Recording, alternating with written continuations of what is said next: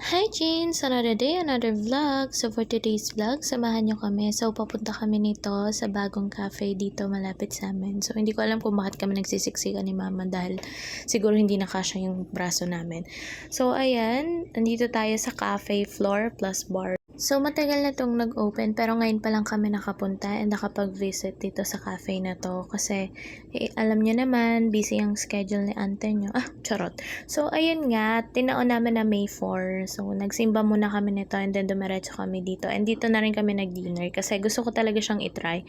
And gusto ko libutin yung cafe kasi ang ganda niya talaga. Ayan. Tapos yung sa side doon, nakita nyo naman, merong acoustic. So kung gusto nyo mag-chill at makinig ng music habang kumakain, pwede naman kayo doon.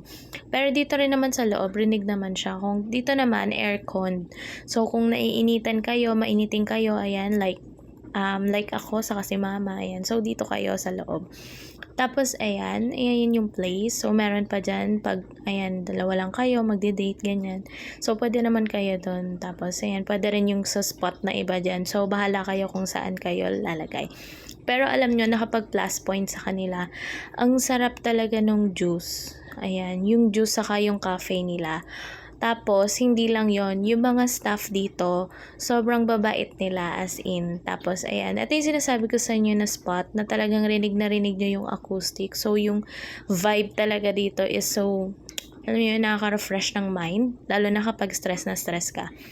And then, paakyat ako nito sa taas para lang i-share sa inyo yung mini clip na nakuha ko. So, ito siya sa taas. Meron pala siyang billiards doon. So, kung mahilig din kayong magtotropa mag-billiards, so, pwede rin kayong pumunta dito. Ayan. So, highly recommend ko to. Cafe floor plus bar. Kasi nga, iyon nga sobrang friendly ng mga staff.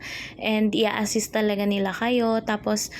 Tapos yung price naman ng mga coffee, saka ng mga food dito is affordable naman siya. Ayan. So, ano pang hinihintay mo? Bakit hindi mo rin i-try? So, ayan guys. Thanks for watching. I hope you like my video.